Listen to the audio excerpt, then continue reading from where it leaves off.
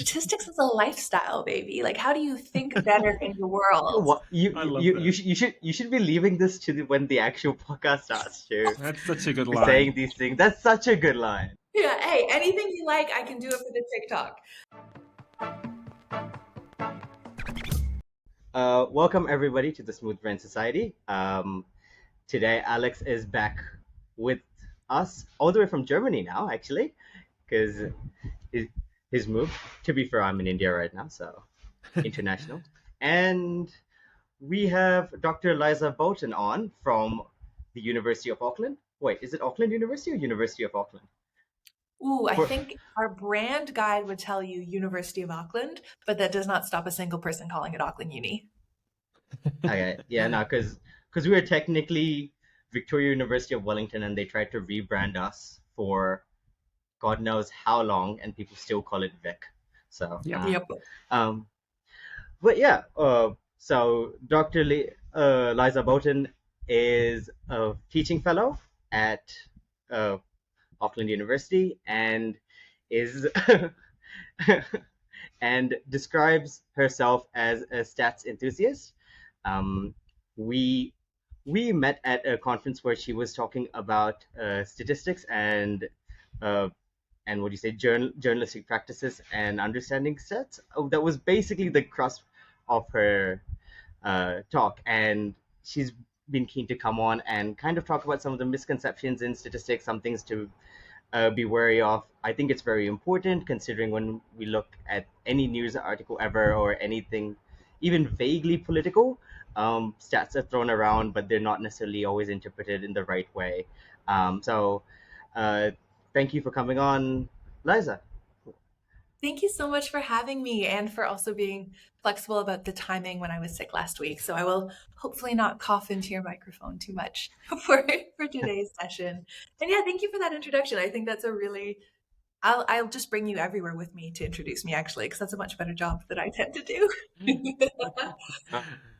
No, no, I quite like the way you introduce yourself on your LinkedIn, on your website, all those things. You make stats sound way more fun than someone like me who does research thinks it is.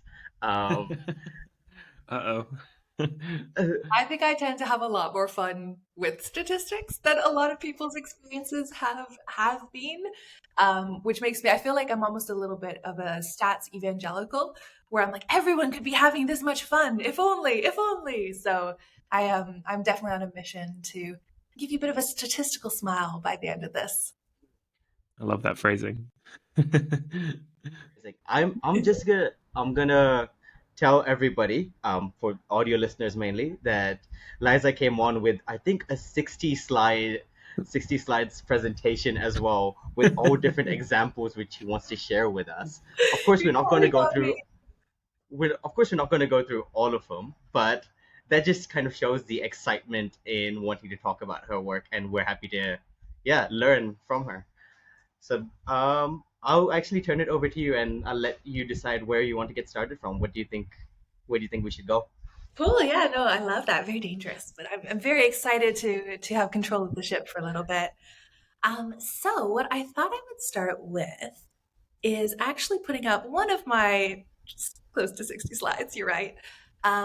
Because one of the things I really like about your show is this sort of premise of having someone like me who's really keen to talk about my topic, having yourself, of course, as the host, and having Alex, who I've just met for the first time, sort of here as I guess our guinea pig. That's my understanding that we're here to experiment on Basically, him. that's how So I thought that's been. maybe I would get to know Alex live a little bit by asking him which of these bogs he falls into. So a bog is like a swamp or a wetland or basically something you don't really want to stick your foot in. You want to stay on the boardwalk in between. And this is a concept that's sort of an old concept in stats education, which is sort of part of my background. But I think it's a really helpful concept for all of us to kind of check in on. So I'll explain what these two things. And for folks who are only listening to the audio, there is like a visual for this, but it does not matter whatsoever. It is just two ChatGPT DALI generated pictures of bogs. So on one side, you have the bog of overconfidence. And this is the person who kind of thinks that statistics is basically math, right? and it in some way, or maths, I should say, for our New Zealand and British audience members, but that statistics is this kind of perfect science and that it tells us the truth and only the truth. And it is one way to just be right. You win all your arguments, you're always correct. Ta-da, that is statistics. That is the bog of overconfidence. So if you ever interacted with numbers and statistics and thought of them as these perfect truths, that might be the bog that you're teetering off the boardwalk towards. On the other side, though, there is the bog of disbelief. And this is probably the bog that me as a statistician, I am most liable to fall into, Alex. So I'm curious which one of these will be your bog. But the bog of disbelief is kind of, oh, well, statistics is just magic. If you are, unscrupulous enough, you can make the numbers say anything you want. Lies, damned lies, and statistics. So yeah, this bog of disbelief is there's nothing of value. There's nothing I can trust here because anyone can just make it say anything. It can mean anything. Does that make sense? Do you sort of feel those two different Totally. swamps? Which one is Totally. your swamp, Alex? Which swamp would you like to take home today? Wow, it's such great options between these two bogs.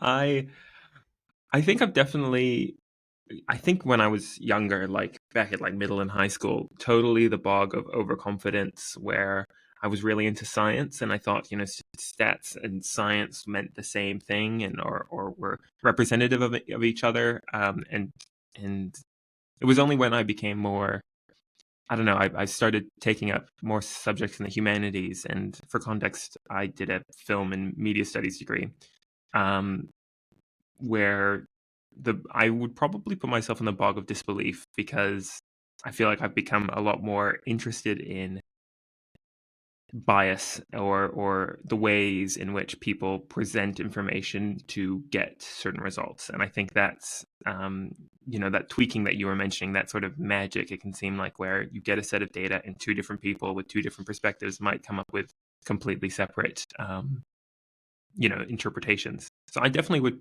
I'm going to take home the bog of disbelief. I think that's me. That's my All swamp. right, ding, ding, ding, ding. We have a winner. Lovely. Yeah, I really like the way you described that. How about for you, Sahir? Is it one of those bogs called to you in your research experiences? So it's actually really funny. We were I can give you an anecdote, which is pretty cool. One of my uh, uh, I would say colleagues, lab mates, he was doing his master's project and he was doing it on um, proteomics. So this is like this entire thing of trying to measure proteins in your blood and looking at their composition and basically the idea that different levels of different proteins are going to kind of indicate towards different mental health disorders. That was basically the idea, but it involved a lot of data and therefore a lot of stats. And then a lot of the readings can also get messed up. So how do you clean all your data and so on and so forth? And I asked him, so what stats analysis are you going to do? And he just said, oh, I'm basically going to sacrifice a goat over the keyboard and see what shows up. and and Dark arts and statistics, very, very close. and you kind of see it the more you start doing all working with stats. And I've worked with a lot of stats. I've done like large data stuff. I've done like molecular research and all these things, and the different types of stats you use and the different formulations people come up with. It can at sometimes feel like a bit of a dark art. It can that yeah, what's going on.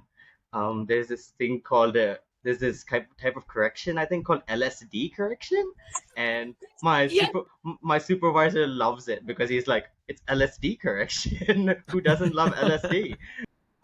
yeah. Drugs, sex, and rock and roll. That is the statistics way, as we say. I love that. Oh, I God. love that. But Yeah. yes, short of the long, I'm also probably more in the bog of disbelief now. Yeah, or more towards that side. I know that you need stats and they can be very useful and they are very useful generally speaking. But yeah.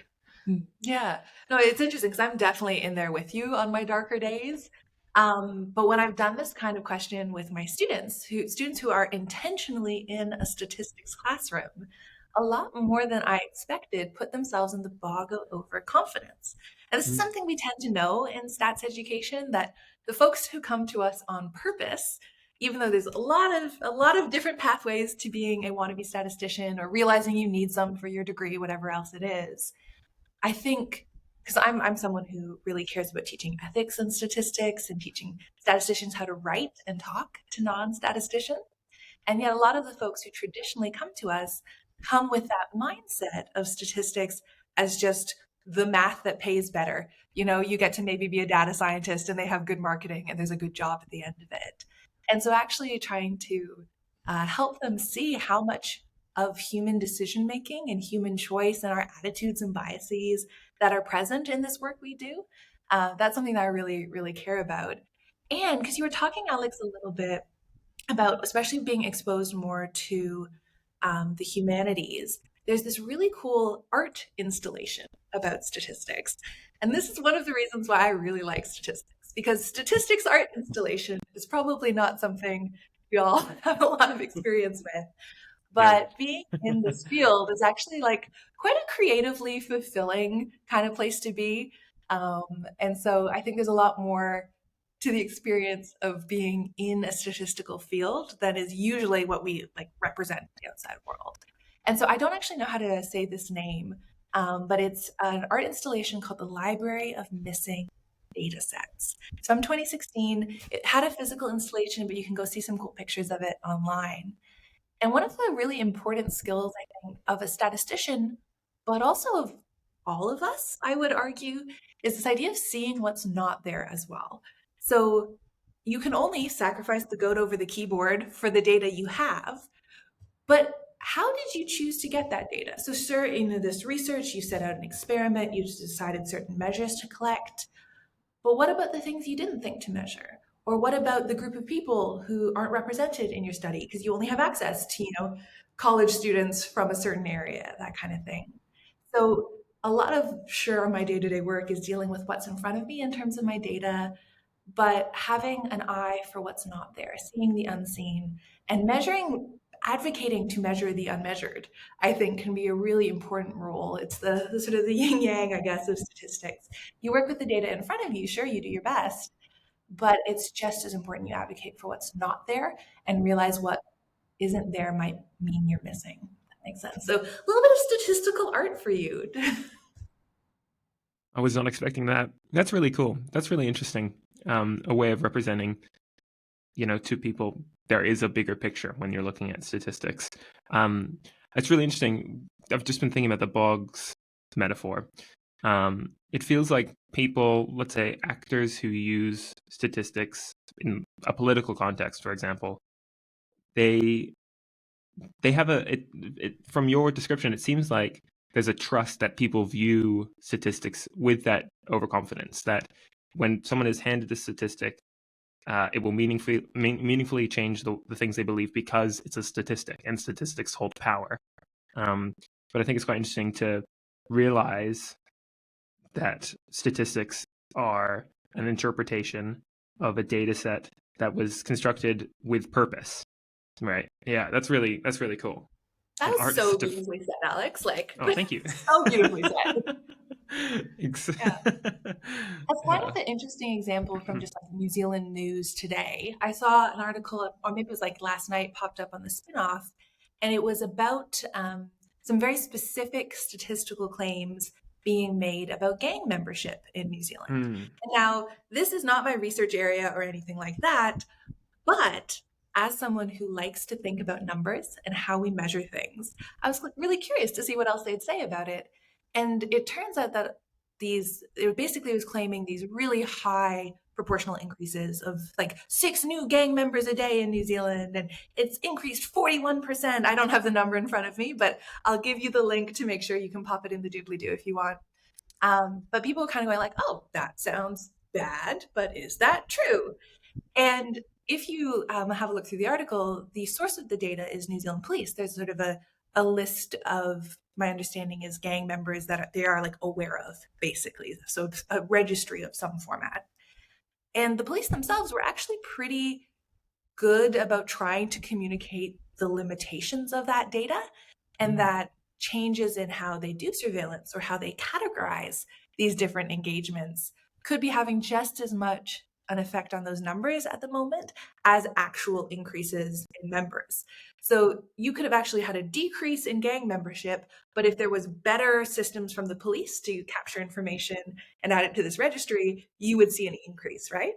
So it's Mm. sort of like one of those, exactly as you were saying, Alex, this piece of political data that is being used to hammer home that National is tough on crime and Labor wasn't. And yet the data they're using, well, I'm sure there is some signal there. And doesn't mean it's not a matter for concern or discussion.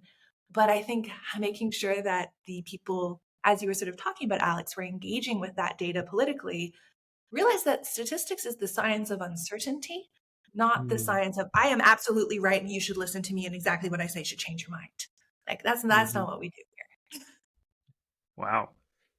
That's interesting. I haven't looked at that article. I should look at that because that sounds really interesting how they explore um, that limitation and how that's been perceived by the media or political groups as well, and then the Yeah. general public. Yeah. Wow.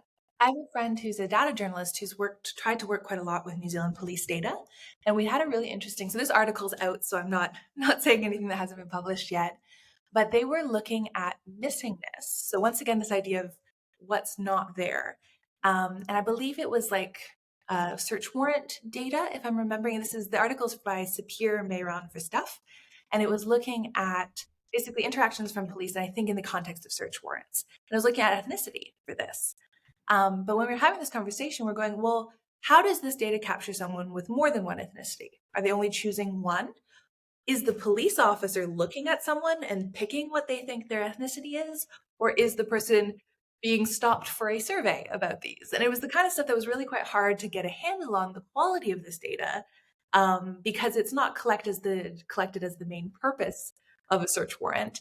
It's collected as administrative data alongside trying to do whatever else is being done. And so trying to tease out, like, one of the points of the story was that the number of missing ethnicity codes seemed to really increase. And you could say, well, is that a sign that they're choosing not to record it because Mm. they got a lot of flack over how high the proportions of Maori and Pacific people were? Or has it just become harder for police to collect that data?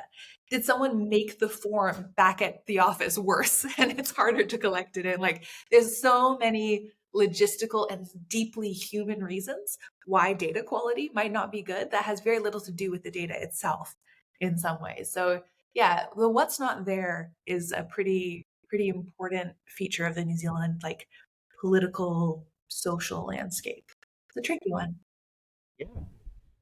Should we move from what's not there to what is there? Because that's the only thing we can actually really interpret and use. Well, no, I guess we can fill things up with what's not there. But I see you pulled up something called restaurant reviews, so Yeah, you I've know got where a you short want to go one with for you. this. That's like a little interlude that's a little more fun than searching people's homes and police data.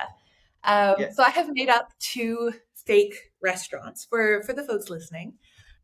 Because I'm a girl who loves a reference and a pun, they're called Gentleman's Gelato and Ihaka's Ice Cream, after Ross Ihaka and Robert Gentleman, the folks who were here at the University of Auckland when they created R, which is a statistical programming language.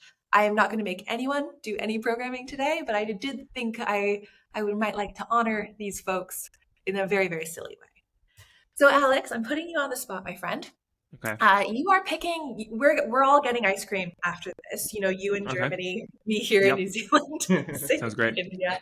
Good. And it's going to be up to you to pick where we're ordering delivery from. Okay. So I've got two options for you. You've got Gentleman's Gelato. They have a 4.9-star rating with 4 reviews. And you have Ihaka's Ice Cream, slightly lower at 4.7 with Okay. 3,141 reviews. Right. Ignoring the names and the signs because these are made up. Well, all of it's Okay. made up. But don't use the vibes. Use the reviews and the ratings. Tell me a little bit about where you would order ice cream for us from. I feel like there's an idea, I guess the idea of safety in numbers would come up to me, right? Like Mhm. looking at Gentleman's Gelato with the 4 ratings but a higher overall rating. Um, I feel like I would say, well, I guess four people potentially had an amazing experience here, or three people, and then one didn't have such a great experience. But that's great. And then, but more people have had a really awesome experience, or a average awesome experience at Ihaka's ice cream. So I'd probably go with the one with more people, even though it's a slightly lower rating. But that's I love that. Really well talked through. Mhm. So here, how about you? Oh, see, you shouldn't ask me these questions because I'll say something completely different. I would be going to Gentleman's Gelato more because I want to find out where they lost that point 0.1 star, like what happened. This, or maybe it's because they're new and like we'll try a new place out. Maybe that's why they don't have many reviews. But on the face of it, if suppose instead of like going to an ice cream shop, if this was like a recipe for something Mhm. online, and if you're looking for Oh, I like recipes that. and two recipes are there, one has like thousands of reviews, the other has three or four. Or even if it has like a slightly lower star rating, I'd probably go with that one because I feel more people would have tried the recipe out and vouched for it. Uh, than hmm. these. Uh, yeah. Yeah, I love how you both describe that. This is what I taught my dad to do whenever he looks at Google reviews for places. He always tells me when he's done it. I'm very proud of him. Because yeah, exactly as you had mentioned, there's certainly a whole bunch of other like human considerations here. Like, oh, 4 reviews, they must be new. I should give them a try. So I'm not saying only make your decisions with statistics, but I am saying you can use statistics to support good decisions. There used to be sort of a saying in the field of like using data to drive decision making. And I think it should be more like using data to support or inform decision making because it's no good taking the human out of it, but it can be really good putting the data into our decision making as a support. So, my statistician approved order for our ice cream, gentlemen, will be indeed Ihaka's ice cream here. But exactly what you were verbalizing to me about, I'd be willing to take the slightly lower rating for having more information here, more reviews. And this actually comes back to a pretty important idea in all statistics. So anytime you have run like a statistical test in your research, there's these ideas both of the magnitude of the effect, the size of this effect, but also how our sample size or how the quantity of data we have available to us, how that helps us think about uncertainty. So the way you could think about it is okay, sure, you rock up to Gentleman's Gelato, you might have that exceptional 4.9 experience, but you could just as easily, if that's the average experience, but there's not a lot going on in there, sort of pull up and get the two-star version of the restaurant's experience here. That smaller sample size is going to make it harder for you to sort of narrow in on your uncertainty. Basically, you see a small amount of data, you realize you have a lot of uncertainty about what this experience is going to be like. Even though it looks good, the signal looks good, that 4.9, lovely. Um, I, as the statistician in me, would be like, no, let someone else try that who's feeling adventurous. I want a good ice cream experience. Whereas with Ihaga's ice cream, even though it's a lower value, because I have so much more data, so much more information from other people, assuming there's not a bunch of bots behind our website, which is a whole different story. In this case, I'm going, well, hey, I might have a 4.8 or a 4.6 experience, but in general, it's probably going to be something pretty much in that range. Like, I'm expecting a pretty solid experience. A 4.7 is not bad at all. I wouldn't sacrifice that difference between these two for the sacrifice of certainty that comes from that size of my sample size. Yeah, that Mhm. makes a lot of sense. It Um, kind of matters in things like polling as well. Like sometimes it can feel like it's really a small number of people to have like 1,000 people to try to predict an election, but that's actually a pretty good sample size for those kinds of questions. Whereas if I mm, asked 5 people, I would not be putting any money on predicting an outcome for a society level on something like that. So mm. in that case, suppose we're looking at news articles or whatever about a claim. What kind of sample size would you advise people to be looking for? And yeah, for if That's a any great claim is question. made. And this is one that students ask me, and I always disappoint them on. So I'm going to disappoint you guys too. Is that while there's definitely rules of thumb out there, there's no true perfect line here. Everything is, there's not some place where it moves from darkness into light. It's a lot to do with the context. So you might see people sort of throw out the number 30 or the number 100, but a lot of it also really matters on how you're cutting up your data into groups. So if I'm trying to make a comment about all New Zealanders and make a pretty good prediction for an election outcome or some opinion poll type thing, 1,000 is actually pretty good if I'm trying to make a claim for, let's say, adult New Zealanders and I ask adult New Zealanders. But then if I try to take that same data and make a claim about women in their 30s who live in Auckland, suddenly that's a lot smaller of a group within that original data. So even though I might be, reasonably trusting of the quality of an estimate from that larger data set, once I'm starting to cut it up into smaller and smaller pieces, that's losing some of that ability to be precise about it for me. So it's not that the data quality has in any way got worse. It just means that now, in the same way with the only 4 review gelato place, I don't have a lot of confidence. Basically the range of numbers that I'd be willing to accept would be true is going to get really, really wide because I just have a lot of uncertainty about this number if I don't have a lot of data to sort of drive my prediction. And so how you cut the data up really matters.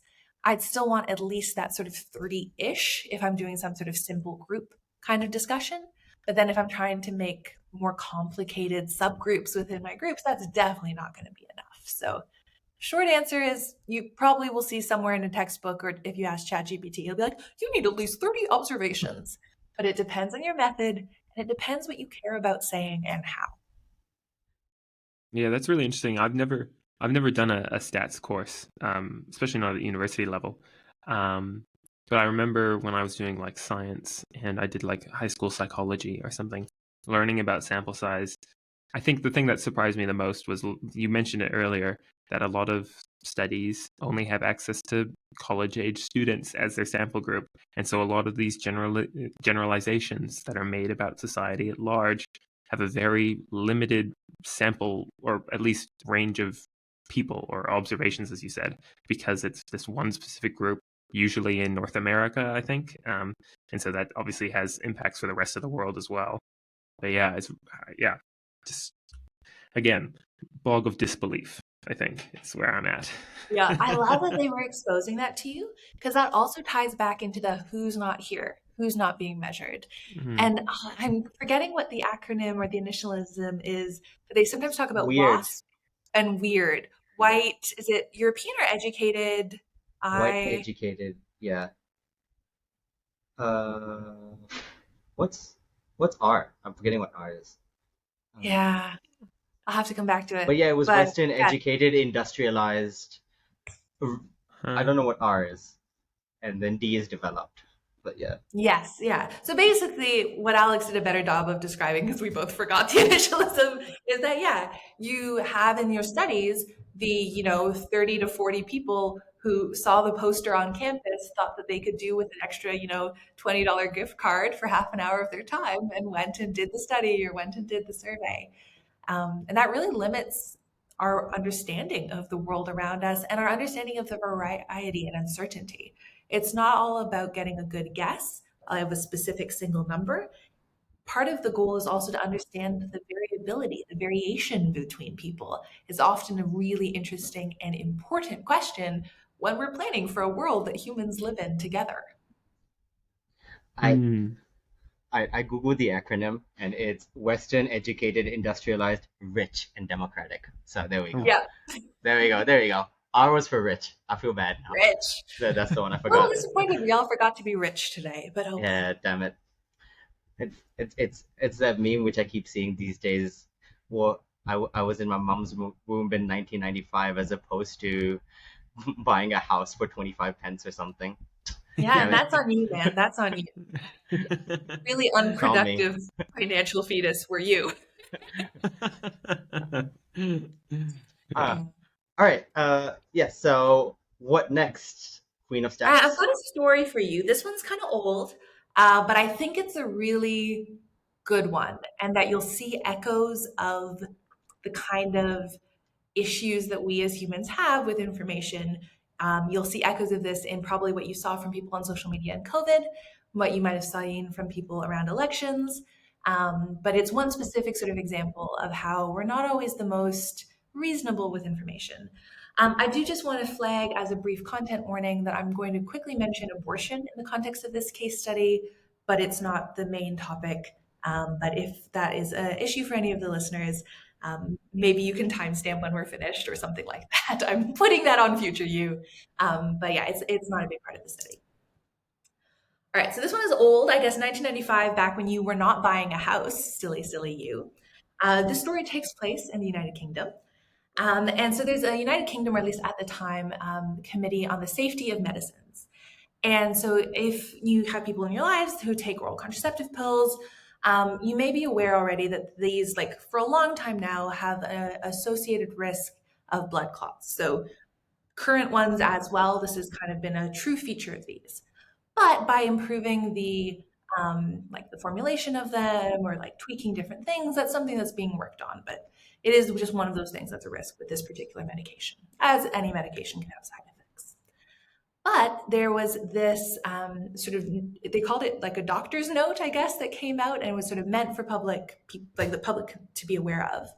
And they announced that this third generation, this sort of third version of the pill that was what was most widely being prescribed and taken by people in the UK, it actually had double the risk of blood clots compared to what that previous version had. And they were only sort of seeing that now as they had more data on adverse events from this. But like that's 100% increase.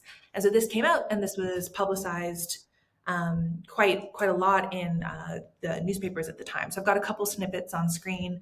Oh, I'm sorry that I've got my alt text has kind of shown up for people who can see it.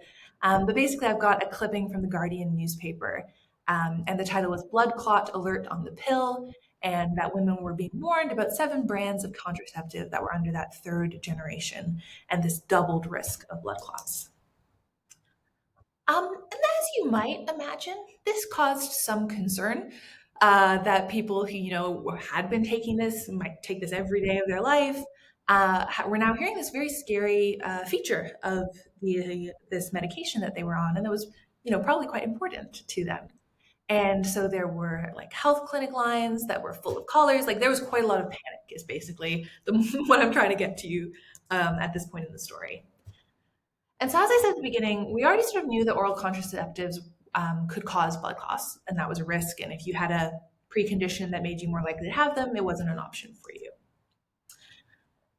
And the other thing here was that part of that same message that I told you about at the beginning, where it says double the risk, 100% increase, it also in the same message said, for the vast majority of women, the pill is a safe and highly effective form of contraception. No one needs stop taking the pill before obtaining medical advice. So, Alex, what do you think people did? Do you think they calmly waited for medical advice, or do you think they did something else? I'm going to wager that they did something else. Yep. If you're a betting man, you're safe for this one. The use of this pill dropped like 80%. Wow. People just stopped taking it. They were freaked out. They didn't want to deal with the risk. They just stopped taking it. There was like a run on the pharmacies. People were trying to get the second generation one, which was the previous one that this new one has double the risk of. So let's go back to the safer one. None of the chemists had anything left in them. Like it was a little bit of a public panic kind of moment. And now, one really important thing to consider here is it wasn't just that people stopped taking the pill and that then meant there was fewer blood clots. Like, sure, if it was just that, fine. But there's kind of a reason that people take this medication in the first place. And there's lots of different reasons why different people might be taking it, but for quite a lot of people, it is for the purposes of contraception. So for people listening to the audio alone, I've got a graph on the screen, and the title is that there was 13,500 more abortions in the period after, or sort of the appropriate period after October 1995, and that sort of flow-on effect. And so the graph on my screen shows that in general, the rate of abortions had been, in fact, not even just the rate, the absolute number of abortions in the UK had been decreasing, even as the population was probably increasing at the same time. So you were on trend where people had access to contraception that worked for them, arguably, and you were seeing fewer and fewer abortions. you saw them in this period after 1995 jump right back up to what they had been, 5 years previously, before we were doing a good job of decreasing. And then, sorry, excuse me. And then proceed to stay high for a few years afterwards as the information about the fear remained. But that message that was in that first part of like at the same time that it was announced, where it's like, no one needs to stop taking this. It's fine. Talk to your doctor at your next checkup. Um, that part didn't really manage to be part of this persistent messaging. And I think one fact that was particularly like shocking to me, I guess, from this, or that really gave me sort of emotional connection to this story, was that there was 800 additional conceptions among girls under 16. So folks who might have been relying on this in some way, not have a lot of access to other things, and arguably may not have been intending pregnancy at that time. And I found that quite a surprising number, that this statistic and its influence on our emotions was a really powerful social disruptor for a little while there.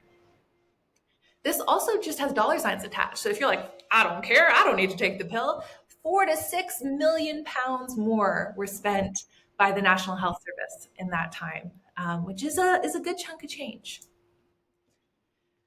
So this to me is clearly something went wrong here. This wasn't the appropriate response from the public, although it probably could have been anticipated.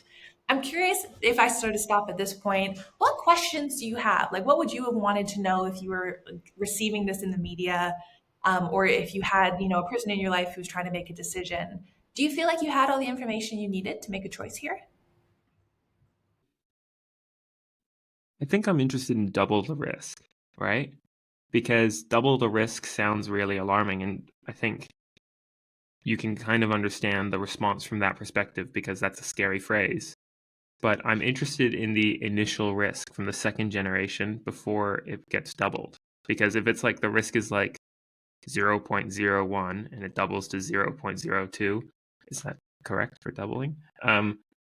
That significant? I don't know. I love that, because yes, if only Alex, folks had you to ask at that time, because that is exactly the question you want folks asking themselves.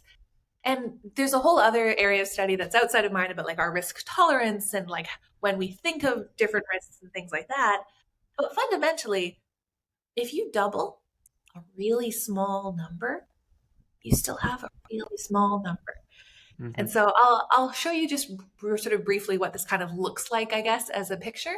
But basically, you've got two types of risk that you might have reported to you in the media. And this is a pretty common statistic. Maybe odds are more common if you're really into horse betting, but risk, like absolute risk, is just a straight probability. So your risk of getting hit by lightning is pretty low, unless you're a New Zealand MP, it appears, in which we've had like 3 of them hit by lightning. I do wonder. But absolute risk is just the chance of something happening. And so for the oral contraceptive pill, you could calculate that for yourself. And the researchers had done was they looked at the total number of people who were taking that pill, and then they found out how many people had a blood clot. And that's just one number divided by another number. So I have on screen some terrible animations that I still love because I'm the one who drew them. And so let's say we have our 10 people who are taking an oral contraceptive pill. If 3 of them get blood clots, that's 3 out of 10 people. That's 30%. That's awful. That's a pretty high level of blood clots that I probably wouldn't, I too would be jumping ship pretty quickly on a medication like that. But that's not what we really meant here. Because what does it mean to double the risk? This is something we call a relative risk because it's one number being compared to another. It's not that baseline or that initial risk that you were talking about, Alex. And you might hear this as like twice the risk or a twofold increase or any of this kind of language of doubling and increments. This is this relative risk idea. And so exactly as you were trying to think through for yourself, you're like, okay, 0.01, if I double that, that's only 0.02. You can see that if you had an absolute risk of 30% and that doubled, that would be 60%. Awful. Jump ship, absolutely. If you had a 3% risk, that's a 6% risk. I don't feel as invested in that difference in this case, personally at least, right? And that goes back to not just statistics, but your personal risk tolerance. But now if you're going from 0.3 to 0.6, I'm struggling to muster much of an emotional response at all to that difference. Like that doesn't feel like something that's going to overly motivate me to change what I'm doing.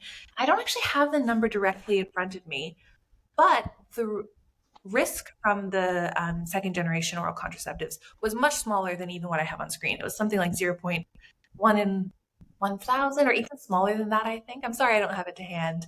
I can send it to you later if you want to put it somewhere. And so, in the end, the doubling of that risk, while it may have some influences on a population level across millions and millions of people, personally, the risk of not taking a medication like this would far outweigh, or the risks associated with not taking the medication would far outweigh. And I think on a social level, the potentially negative consequences also far outweighed what the blood clots could have caused on both a societal level and on an individual level. And so, exactly as you said, Alex, like freaking scary to have this headline about blood clots. Awful, awful. No, thank you. But then if we don't know how to ask ourselves these questions, we can very easily trap ourselves in situations where we're just making decisions based on fear of things we don't need to be afraid of. There's enough things I'm afraid of on a day-to-day basis anyway. I don't need to like have fake new ones, you know? Hmm. Mhm. Yeah. All right, so I Wow. have a question for you, Alex. Do you eat bacon personally, or do you have a favorite food? I have bacon occasionally. All right, Um, I don't know that I could come up with one single favorite food. let's bacon because I have had a look at these numbers once upon a time. But like a more recent example is I don't know if you ever saw, and by recent I think it's probably the last 5 years, is that bacon was listed as a carcinogen, a cancer-causing substance, along with, Mm, and you perhaps may be sorry to hear this in Germany, land of the lovely sausages, that any of those kind of cured meats or processed meats in some way increased people's risk specifically of bowel cancer.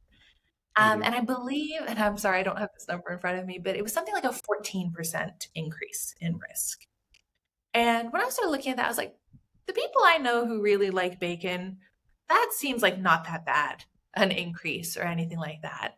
And then when I was taking a look at the numbers, especially in New Zealand, and especially I believe it was among older men, and there's also variation by ethnicity, the baseline prevalence, or sort of if you were eating fairly healthy, just your general risk of getting bowel cancer, is actually kind of high for some of our populations.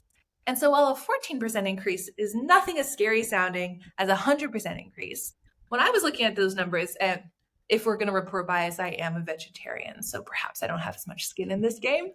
But looking at that increase, to me, I was like, oh, that was actually enough to like tell my dad that I don't think you should eat as much bacon because even though it was a smaller relative increase, because it was still of a kind of high level of just prevalence of people just get quite a lot of bowel cancer in New Zealand. It's a real Mm, medical problem for us. That actually had me kind of worried. So I think it's a total overreaction to stop your pill for a 100% increase. But I don't think it's that bad an overreaction to limit your bacon intake for a 14% increase. So that relative and that absolute, it really matters that you have the full picture there. yeah. Well, Wow. I was gonna ask about another example just to elaborate on that point. Um, this is a news example, so maybe you might not have the exact things, or I don't have the exact numbers either. But I remember during COVID, there was a lot of justification by certain governments being like, "Oh, it's only a 3% of the population is affected by this or is dying," or something like that, right? Like they were showing like it's only 2% or 3% of the population will probably die by this or whatever. But then you kind of extrapolate it to the pure numbers, and you're saying, so you're talking about what's it? If you have 100 million people in a country, 3%, you're talking about 3 million people dying here. You're okay with this? All of a sudden, these small percentages actually mean quite large numbers. I think that's Uh, such an important human example.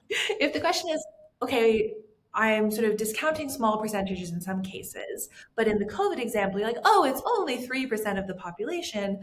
But then when you're starting to think of, thousands or hundreds of thousands of people or millions of people globally, I think it gets to this really important interface between humans and numbers. Because a small change, like a change between zero point 0.3 and zero point 0.6 that I was talking about earlier as not being particularly meaningful to me, in some contexts, that would actually be super important. And it's one of those things where for some stories, it would be a rounding error. But for other contexts, that could be the difference between a business going bankrupt or, growing and profiting. It could be the difference between a global pandemic and, oh, thank goodness we had that contained and nothing happened. And I think just as your sort of question earlier about sample size is like, what's the threshold? What's the threshold? All of this is so context dependent that you need to know. And one thing I really cherish as a statistician is working with subject matter experts in the applied disciplines that I'm working on. Now, I have been talking to this wonderful woman doing research on tuna and how people interact with and use tuna in Kiribati. And I know nothing about any of those things, but I know a little bit about survey design. And so having conversations with a subject area expert helps you tease out what actually matters to measure and how. And that's the same with interpreting these numbers. And I guess the only guide I'd have for folks there is the same sort of media literacy you'd apply to influencers on social media, to political claims, even if they don't involve numbers. The key question to ask yourself as a person who has to navigate this information saturated world is, what is the person who's telling me this? What do they want me to think? And why might it be important to look farther than that? And numbers are just one of those tools that we have to influence people. And as Alex was saying earlier, for those of us who might fall into the bog of sort of overconfidence, where we think a statistic can be used and wielded basically as a cudgel against the non-believers, um, we want to be really careful of, like, why are we using that number in that way? Are we trying to present it as the small percentage because we know our reader or our listener would be horrified by the actual numbers? No easy answer. We just got to use our brains, as smooth as they may be. That was nice. That was very well Nice. done. That's very, very, very eloquent.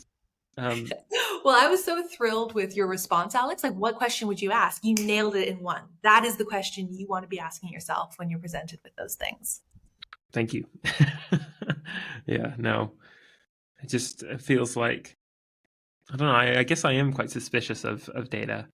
I think it is because in media studies and stuff, especially when you're studying things like news, this sort of thing comes up when you're looking at how different, events, let's say climate change is portrayed by people, on either side of the issue, people who, strongly believe in climate change and are urging people to, how they use data versus, I don't know, should we say skeptics, would use other data to try and say, well, look at this, it's periods of heating and warming or whatever they're saying, right?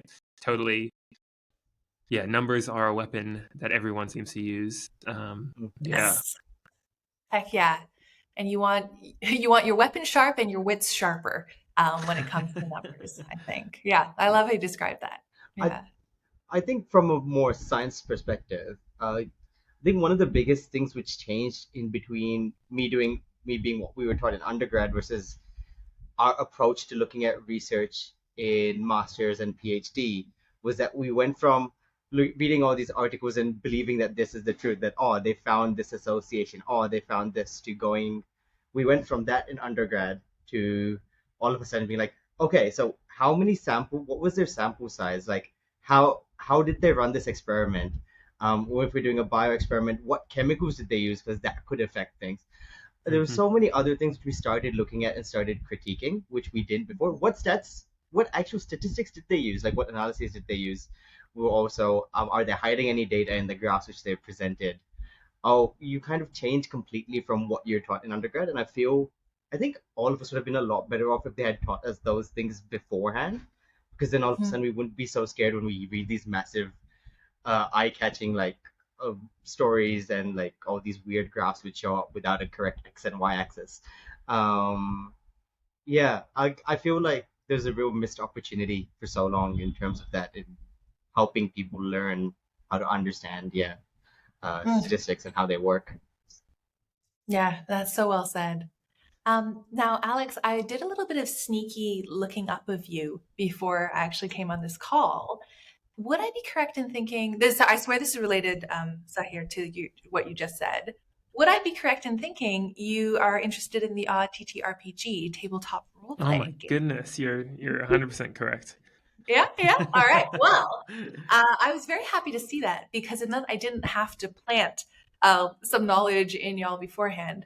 So here, when you have done statistical or read statistics specifically, even in your own, whether it's reading other people's work or doing your own work, have you come across something called a p-value? Yeah. Hmm. Have you learned to kind of hate and fear them in the same way that I have? I mostly hate them, sometimes fear them. But yeah, I tell all my students that it's not scary, it's easy, and trust me. But at the same time, inside you know that it's a bit more or a bit You gotta less fake than it till that. you make it. Yeah. Yeah. Have you ever heard the quote about democracy that democracy is the worst system except for all the others? Yeah. Yeah. Yeah, Yeah. that is basically how I feel about the p-value. Although, if you have any Bayesians in your audience, which is like kind of the version of statisticians that like wear leather jackets and they smoke if smoking wasn't bad for you and is cool, like think sort of grease lightning greasers. Like they're the cool kids, and I'm not a Bayesian. I'm just a boring old normie frequentist. But anyway, the p-value. It is the worst metric except for all the others. It's the best one we've got. But the reason, Alex, I wanted to ask you about tabletop games, specifically ones using dice, is as someone who's interested in this gaming, could you tell me what the chance is of getting a natural 20, rolling a 20 on a 20-sided dice? You don't have to calculate I it. You could, know whatever comes. this. I know. I think it is 5%. You get a 1 in 20 chance, obviously. And I think that's 5%, right? Yeah, absolutely right. 1 in 20 is exactly right. Assuming you brought a fair dice to the table, which I'm sure we all would do here, you're Yes. exactly right. It's a 1 in 20 chance. And so that I think tends to like, it's special for anyone who's listening going, what are they talking about? Getting this 20 is like a pretty special experience in gaming because usually it means something good. Mhm. And it's rare enough that it's special if it happens, but it's not so rare that it's impossible. Like you'd still be like, maybe I'll get one, even if you try something impossible. Mhm. And that kind of vibe is basically the vibe that underpins most statistical research. We use this Mhm. 5% threshold to say, if this was true, so we make some statement like, okay, if in this research there's really no difference between the drug I'm testing and a sugar pill. Sorry about the window again. If there's really no difference, how likely is it that I would see the kind of result I got in my study? And basically, Alex, what we do in statistics, in applied statistics, is a lot of the time, if we say, if it's less likely than getting a nat 20 that I would see this result if nothing was going on, I'm going to claim something is going on. But the thing about this is that it is still uncertainty. It is still a roll of a dice. I could see a really big difference between two values just by chance, or I could fail to see a really important difference because I don't have enough data, or I just got unlucky with the rolls of the dice the universe was giving me. So we use it, and a lot of folks, especially who come through, I think psychology is probably very much persecuted by the p value. Oh yeah.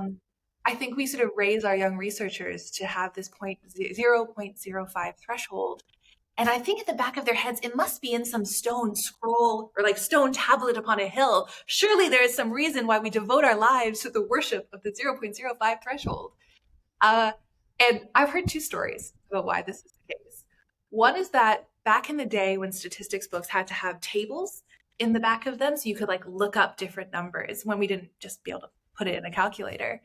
The version I first heard was whoever was making it did a couple columns, got tired, and figured that was a good place to stop. Because, yeah, it's good. I have not, I may be absolutely spreading misinformation, but it's joyful misinformation because I have not found anyone online who corroborates that. The other part of the story I've heard is there was a little bit of a copyright war between two statisticians in the 70s who weren't really getting along. Statistics T, that's like 50 years old for you, so piping hot.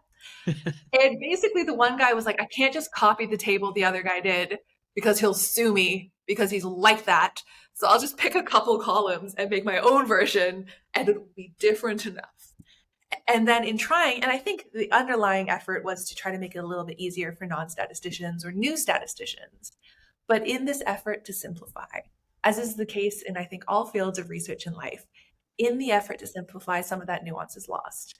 And so now we worship at the altar of the Nat 20, effectively, Alex, in a lot of our research, without, I think, as sort of Sahir was saying earlier, we sort of get our students reading these papers or reading this research and kind of thinking about it as like, these researchers have done this perfectly, and these findings are perfect, and this is truth. This is bog of overconfidence.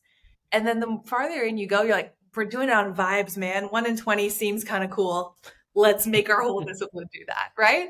So I think it's so important to kind of dismantle some of this, like the ivory tower that statistics and academia is in, to try to give people, not so that they doubt us, right? Not so that they think, oh, there's no point listening to scientists or listening to researchers, but so they kind of realize it's a bunch of folks doing their best to give you the best information they have to hand. And even when they do their best, they will be wrong. This is why we collaborate. This is why we iterate. And this is why we don't do something only once. You missed out. You could have said this is why we replicate, and it would have rhymed really well. This is why we replicate. Turn. Yeah. Take it from the top, boys. Yeah. Yeah, so I'll save that one for my statistics, Dr. Zeus book. That publication imminent for sure. Sounds good. Great. Right. So you've got another slide up. I think because we've got about 10-15 minutes left, maybe we can go through one last example on what you were talking about. Yeah. And yeah. Does the music one seem like a good one to end on? Let's do it. All right. So Alex, what kind of music do you listen to, if you don't mind me asking you? I'm mostly, I mostly listen to indie rock. Indie rock? Yeah, and lots of British rock and stuff like that. I love. Any bands want to drop for the discerning among us to go frantically check out later to act like we're cool? Well, I would say my all-time favorite band would be Wolf Alice, who, are definitely in that rock genre. And very indie, I think. I can't think of anything really bigger right now. I'm listening to a lot of Hozier at the moment. Oh, fair. Man of good taste, for sure. Yeah. How old? So Wolf Alice, for that, is it a band? Is it a single person? Yeah, it's a band. And I think they've been making music for a decade now, and I think they're in their mid 30s, maybe early to mid 30s, I think. I'm not sure. Yeah, perfect. And that was actually going to be the exact next thing I asked you. So thanks for setting that one up for me. Okay. So indie rock certainly isn't a completely new genre, right? Because even just your example, they've been around for 10 years. But I don't think my Nana, who's turning, I believe, 88 next month, she wasn't listening to a lot of indie rock back in her sort of teens, 20s or anything like that. Does that seem like a fair? She could have just been missing out, but I think it was generally because there wasn't a lot of indie rock back then. Yeah. Now, the reason I've sort of wanted to have that little bit of a conversation first is there is a chart I have on the screen, and this was really sort of doing the numbers on social media, actually probably about 10 years ago, I think, at this point, maybe a little less. But it was a really interesting study that someone had done looking at kind of like the survival of musicians. Now, have you guys heard of the idea of like the 27 Club, like Kurt Cobain and Amy Winehouse tragically dying really young? And Jimi Hendrix as well? Oh, I think you might be right. Jimi Hendrix as well, 27? Yeah, so some like iconic, basically, members of this pretty tragic club idea. And so I think that probably you might also have the general sense that certain types of music are associated with like harder living. So there might be like drug culture, or it might be a lot more common to be shocked or something like that. Like it could be dangerous to be a popular musician in certain genres and certain places in the world, right? We don't tend to think of jazz as that dangerous in the modern era. I don't know about you, but I haven't heard too many jazz musician rivalries ending with a shootout, at least this year, maybe last year.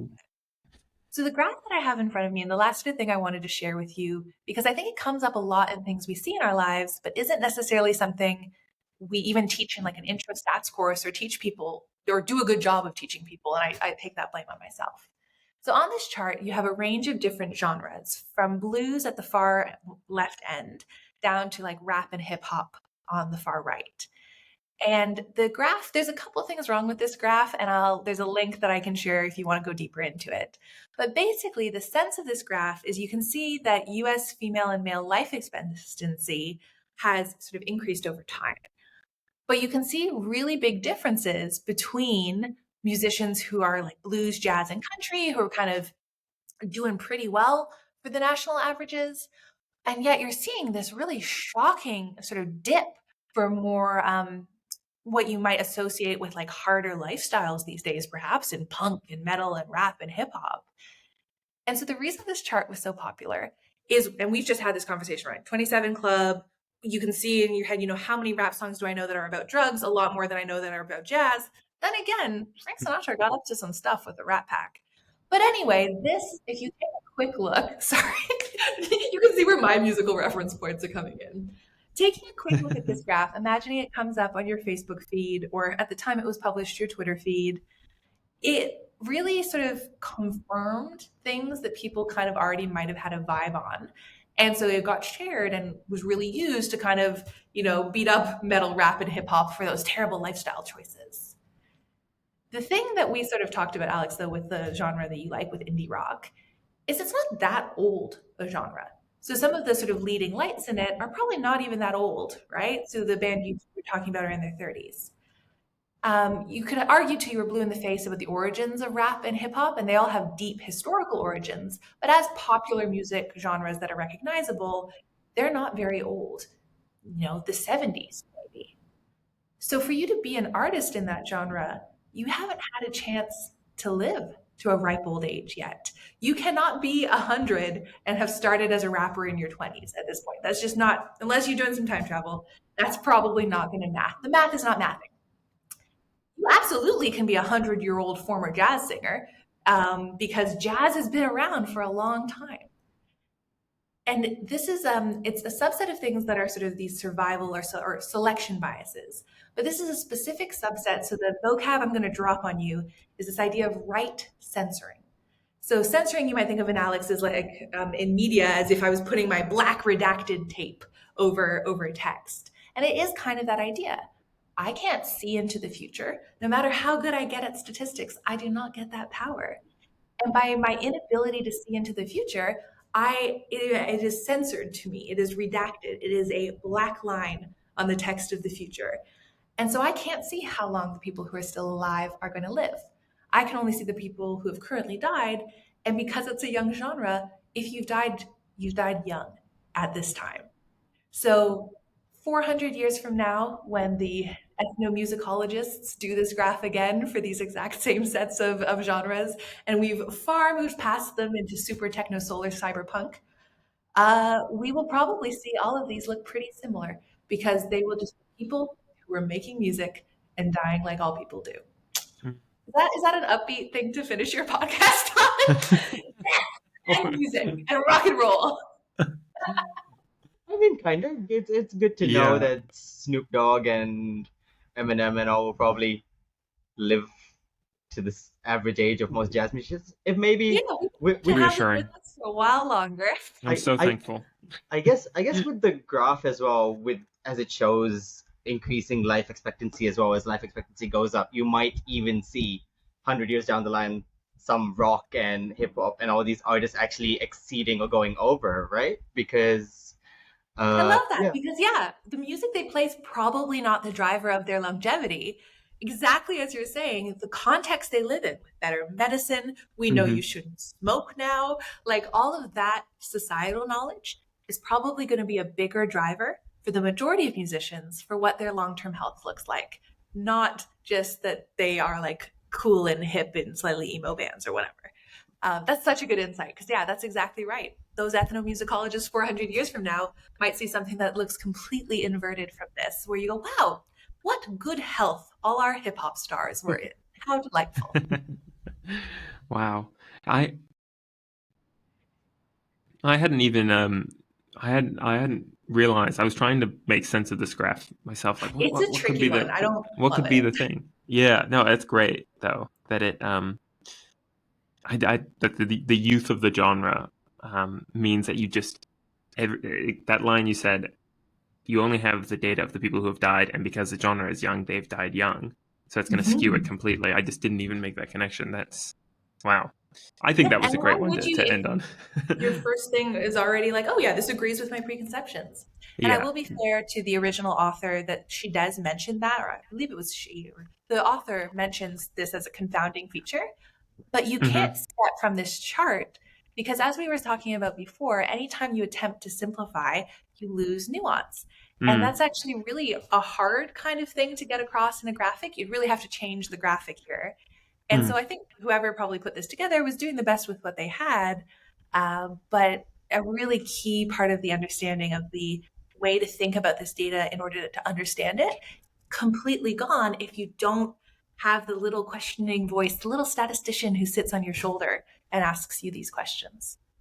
Would a more, let's say, quote unquote, fair, or I don't know if that's the right word, graph be something that looked at the relative use of these genres and then went back to something like blues and said, looked at the first, let's say, 30 years, and then looked at the I don't know, I don't even know how you do that, but comparing the same Yeah, band of time would probably provide a more equal result, right? that's a fantastic idea. Because exactly, if you were interested, if you changed your research question a little bit and were like, which genre of music saw the worst premature death rates?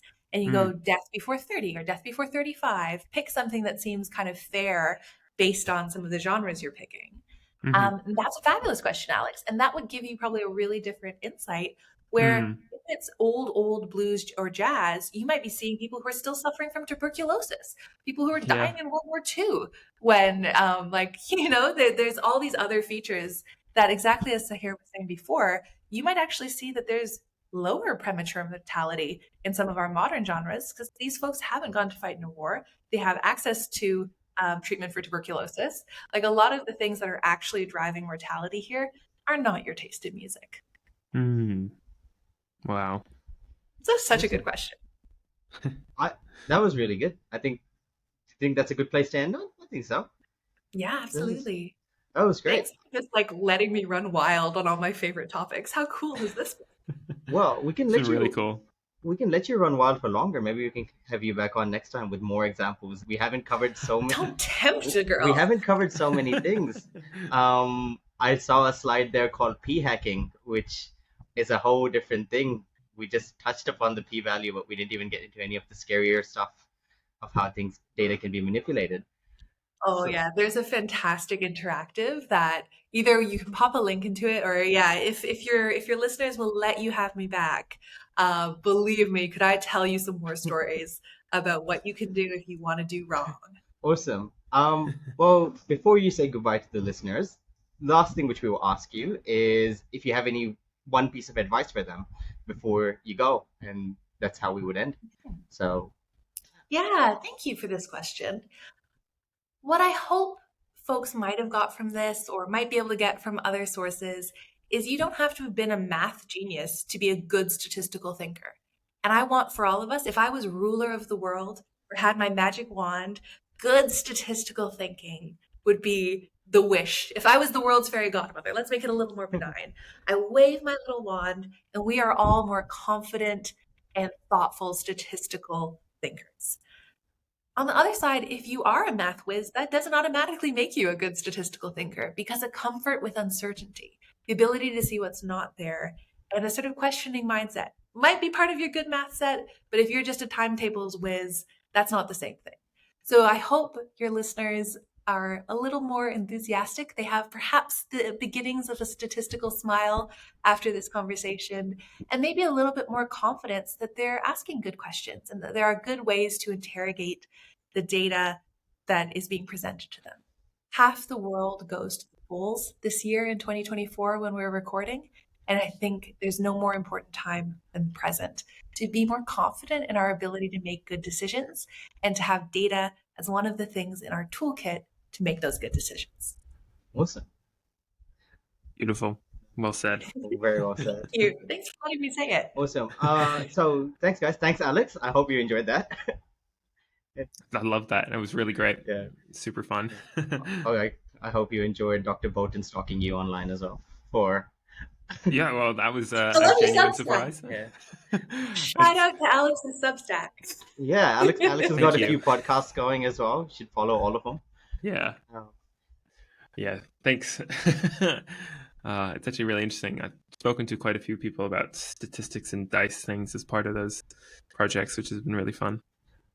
I literally coded up one to make better decisions in Baldur's Gate 3 because I was trying to figure out whether using bless or having advantage was going to be better for one Mm-hmm. of my skill checks. So Uh-huh. Uh-huh. Yeah. that This is way is a slippery slope to further statistics, my friend. oh, delightful. all right, awesome. Thanks, guys. Thanks everyone for listening, and yeah, we'll see you guys next time. Thank you.